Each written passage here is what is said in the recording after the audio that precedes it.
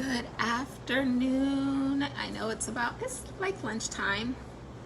So I am going to try my best to start coming in live more like I used to. I was looking at my memories and I was like, I used to go live so much more often, more frequently than I do now. And so I want to start back doing lives again. And I also want to kind of switch up my format, like how I do lives. And if you're coming in, for some reason I can't see. Hi, Lonnie. I want to kind of do like credit tips and life hacks because I like talking about both, but I don't want to be going live all the time, like 3-4 times a week. I don't know. So we'll try this out. So I'm going to talk about the credit repair process. So this live video is going to be for people who are serious about restoring their credit, repairing their credit, and want information on how to do that. A lot of times I talk to so many people about credit. A lot of times people, they say they want to fix their credit, but then it's not that much of a priority to where when you explain to them what is involved with restoring your credit, then they think that there's going to be some quick fix and they're no longer interested. So to me, that's a person who's really not serious yet. It's not hurting them that much yet, which is okay. I mean, some people have bad credit and it doesn't hurt them that much. Maybe they have money and they don't mind spending a lot of money down payments on things. Maybe they don't mind the high interest rates. Maybe they don't mind getting denied for things because they're not trying to get approved for things. So you never know. Some people, they're okay with their bad credit.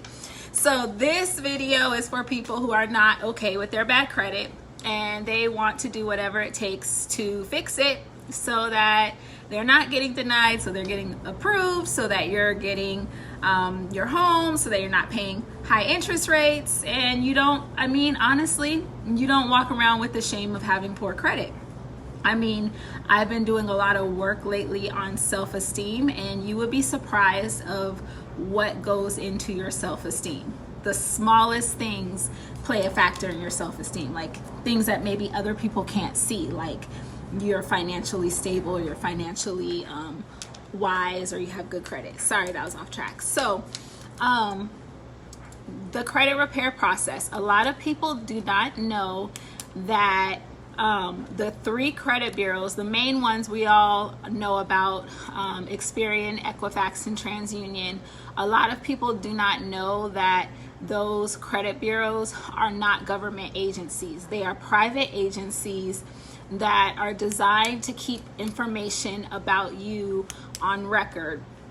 That's how they get paid. They get paid by companies. That's why you'll notice sometimes you'll have something on one credit report, one credit bureau, and not on the other, because like different companies have contracts with different credit bureaus. Some companies have contracts with all of them, some 1 or 2, some just 1. So I know a lot of people think that credit bureau is a governmental agency because the word bureau, but it's not. These are private agencies.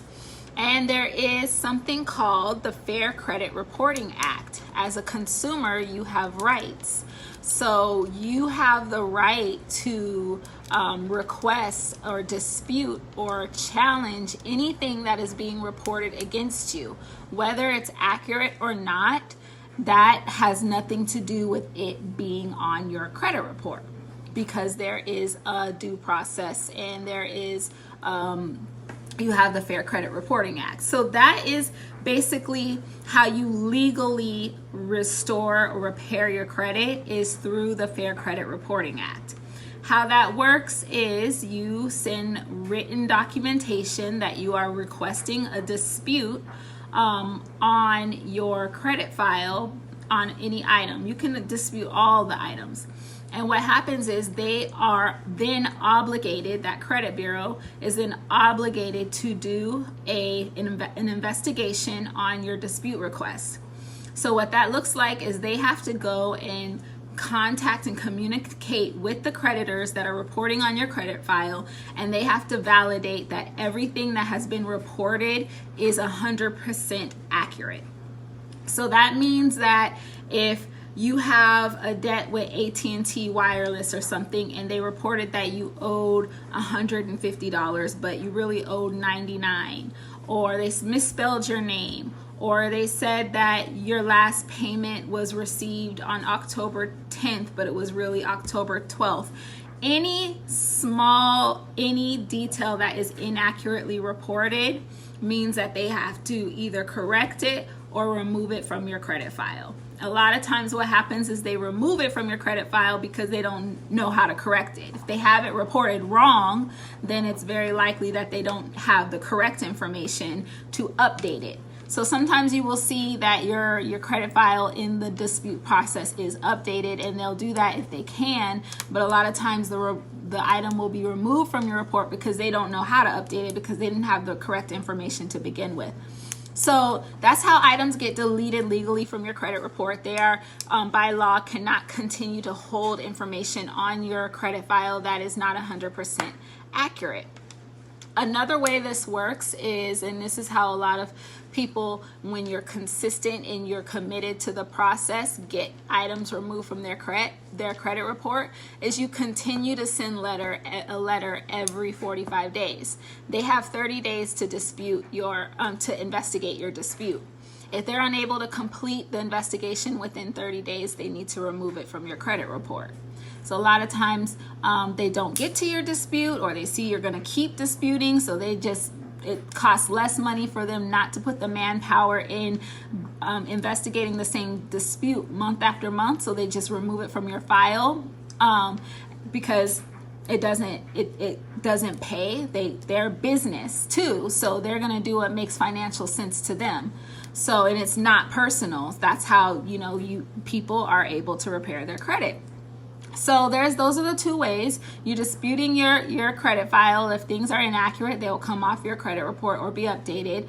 If you continue to do the process and they're unable to continue to get to your dispute within the time frame, then it must be deleted from your credit report.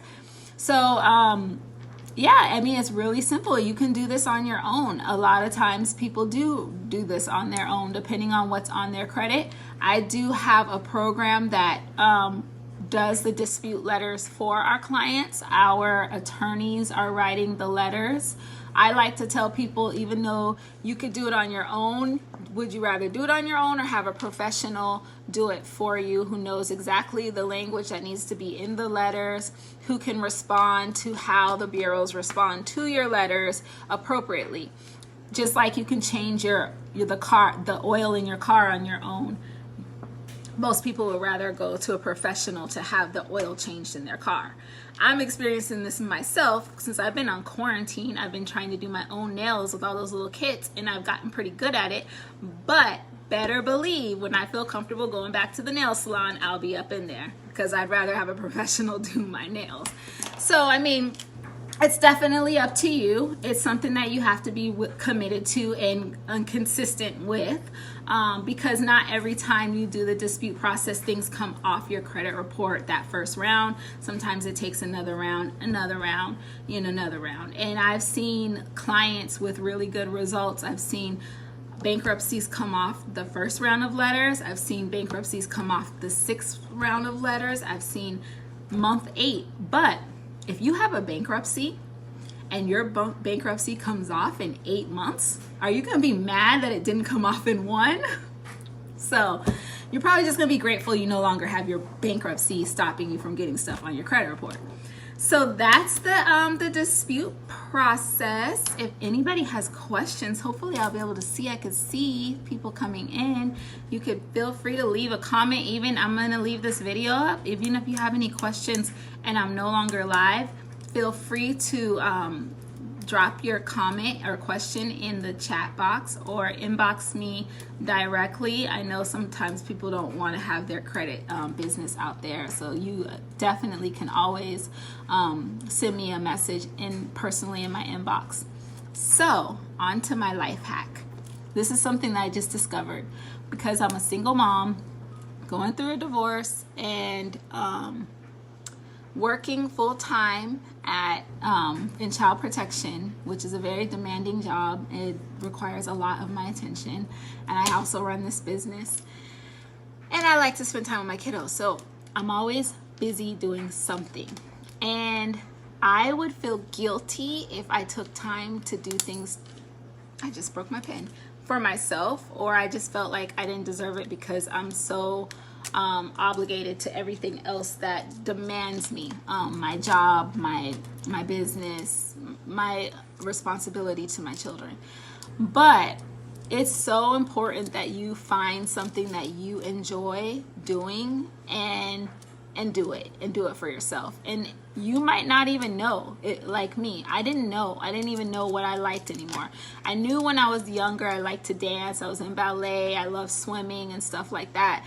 But other than going out to happy hour, which by the way, I thought that was my me time and enjoyment time, it's really not. Happy hour is not the same thing as finding something that you like and doing it, investing that time in yourself. I did not even know what I like. So be open to trying different things, going different places until you figure out what you like. I recently discovered that I like to snorkel. It was something I was like, I've never really done that as an adult, like really snorkel. And it's really cool and I enjoy it. And now I'm going to make sure I make time for myself by doing that frequently, because you deserve the time. You need the peace of mind. You need the time to think, the time to just do you, be in your own world, like without your cell phone, just creating, painting, swimming, whatever it is. You got to take that time for yourself. It'll help you with your life, and it'll help you show up better in everything else you have going on in your life that you're obligated to. So just try it. So that's all I have for you guys today. I hope everybody has an amazing weekend. Bye.